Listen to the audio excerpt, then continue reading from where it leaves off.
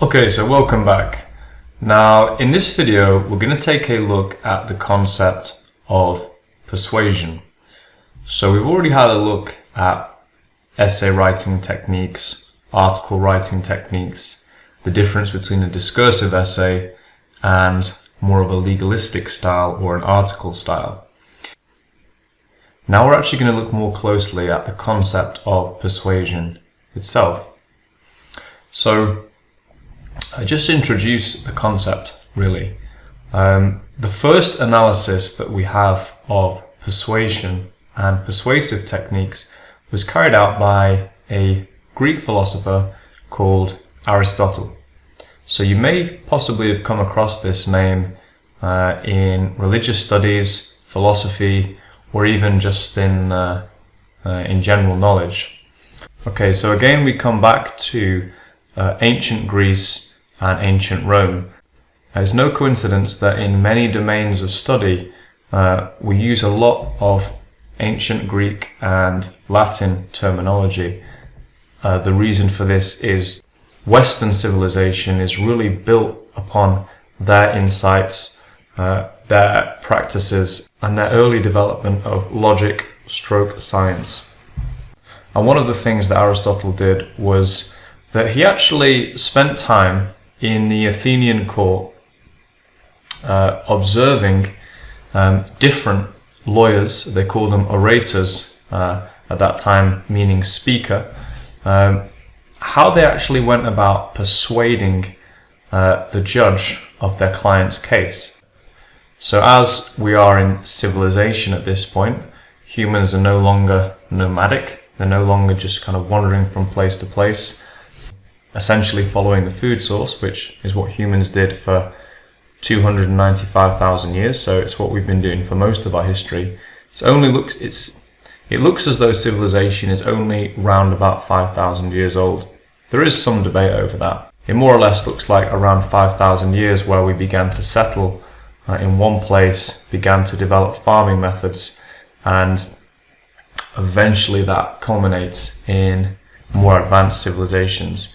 And with advanced civilization comes a whole host of more interesting relationships between different factions and different people. And in cities, there are obviously different disputes that go on, and that's where the profession of the lawyer, the advocate, or the speaker actually comes into play. And so Aristotle was interested in this. He was interested in observing the methods of the orators. And he actually broke down their skills of persuasion into three distinct categories. And it's amazing that these categories are just as relevant today as they would have been over 2,000 years ago. So let's take a quick look at what these categories were. Okay, so upon observing the orators, the lawyers of Athens, Aristotle managed to define these three categories of persuasion. Three strategies, three tactics that these lawyers would use in order to persuade the court, the judge, or even the public of the case of their client. Okay, and the three strategies of persuasion are logos, ethos, and pathos. That was how Aristotle defined it. So let's go through each of them one by one. So on the left hand side here we have logos, which basically means logic or reason, facts and statistics. That's obviously one level. Obviously that's one level on which we can persuade people.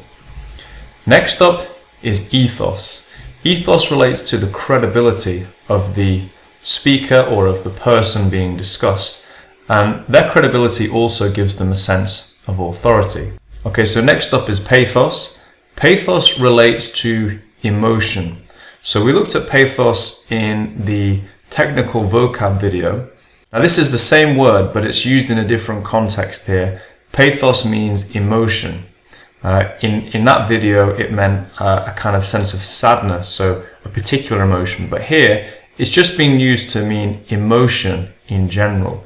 So in order to persuade public or to persuade the judge of their case, they use the kind of emotional appeal in order to do that. So let's look at these one by one in a little bit more depth. Okay, so let's look at the first one here, logos.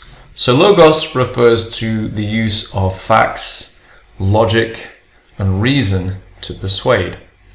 Logos is very much the domain of science, of academia, and also of business as well. Logos is the domain of reason, the domain of logic. Now, as you're going to be sitting an academic exam, the English language GCSE, you're mainly going to be dealing with the domain of logos, reason, evidence, and so on. So this is really important, and we'll see how this plays out in persuasion later on in this video. Okay, so next up here is ethos. Ethos relates to the credibility of the speaker. The credibility is usually professional, but it would also tend to be ethical as well, ethical or moral as well. And so professions or domains related to ethos, obviously professions like the medical profession, doctors, also the legal profession, lawyers or general advisors, even teachers as well. The reason that you trust their judgment and you're willing to take their legal advice or their medical advice is related to ethos. It's related to their credibility. That credibility comes from their studies, their qualifications, and their preparation in this particular field. So the credibility of a person, of a speaker, is really important. You know, you're much more likely to listen to the medical advice of a doctor than you would be just a random guy in a coffee shop, a barista, for example. If he told you how to cure your cold, you probably wouldn't be that likely to take it too seriously. Whereas advice from a doctor you would take much more seriously. And this applies in any domain. So you would be more likely to take business advice from somebody who was running a successful business than somebody who had never run a business or had just gone bankrupt, for example. Now, politicians, being individuals elected to represent the people, there is a great deal that goes into proving the ethos or the credibility of them in order to lead. So whatever you think about any individual politician, in their campaign to get elected or to become nominated, they will be emphasizing certain elements of their background or their character or their achievements that give people confidence that this person is capable of making good decisions and productive decisions for the people they're representing. Now, often the opposition or the other side, they will actually do as much as they can to kind of bring down the ethos of the opposing candidate. That's quite a common strategy. You see it particularly in American elections, in the US elections. They tend to be full of mudslinging, really, because one side is trying to build up their own credibility, their own ethos, but they're also trying to damage the credibility and ethos of the other side. And so you see this concept of credibility playing out in that arena. Also with sponsorships as well. So the reason companies like Coca-Cola or Red Bull associate themselves with professional sports people, for example, it's probably not even because those people even would drink their drinks. They wouldn't even use their products. It's because they want to associate the credibility of this sports hero with their own brand. So that's what sponsorships are all about. They're all about credibility and ethos. So this is the domain of ethos. It does play a big role in persuasion. Okay, so next up is pathos, the appeal to human emotion. Okay, so this is just any emotional appeal. An appeal that kind of bypasses logic, and it really just goes into those deep emotions, those motivations within us.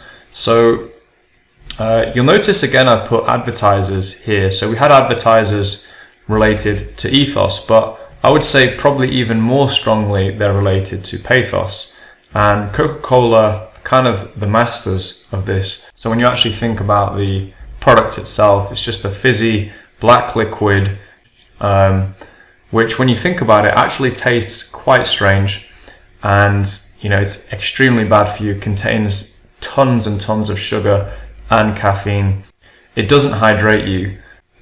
There isn't really a rational reason why it should be the best selling drink, soft drink on the planet.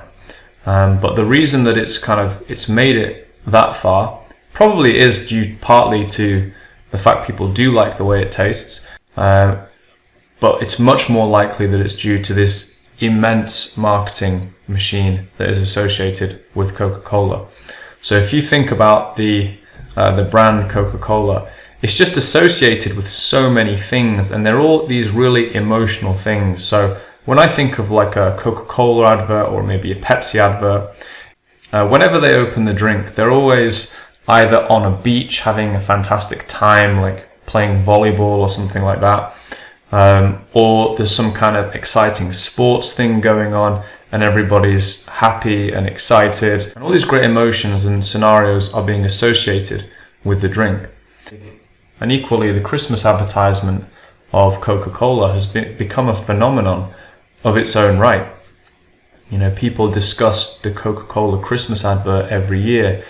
Santa is associated with it, and the season of goodwill, and all this kind of thing. And again, you think, really, what is the association between Christmas and Coca-Cola?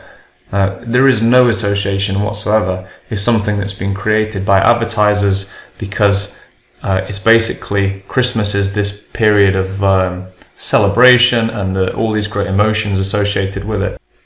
So advertisers quite skillfully manage to direct these associations to their own brand. And Coca-Cola has done this really magnificently over the years. And so the emotional appeal is so key to that particular product. Again, politicians, they also have to persuade people emotionally. It's not enough for them just to be credible people and to have good arguments. They also have to be able to engage with people on an emotional level. And artists as well, writers, film producers, actors, visual artists, painters, and any other type of artist. They're engaging with the audience, with the reader, with the viewer on an emotional level. It's not purely intellectual, and it's not really related to credibility. It should be something that is emotionally engaging. So pathos, the appeal to human emotion, is absolutely huge. It's very important. Okay, so in the next video, we're going to look at how these three elements of persuasion actually play out. What I'd like you to do just before we start the next video is just to consider for yourself which of these three appeals, logic, authority and credibility, or emotion, which of those three is most persuasive to you? Which is most likely to make you do something, to make you act? Just have a think about that and make a quick note, and also note down the reason why. It's something that I always ask people when we discuss this topic, and it's interesting because it seems to be more or less evenly matched. People tend towards one of those three more than the other two in general. So it'd be interesting to see which one of those you find the most important. Okay, so I'll see you in the next video.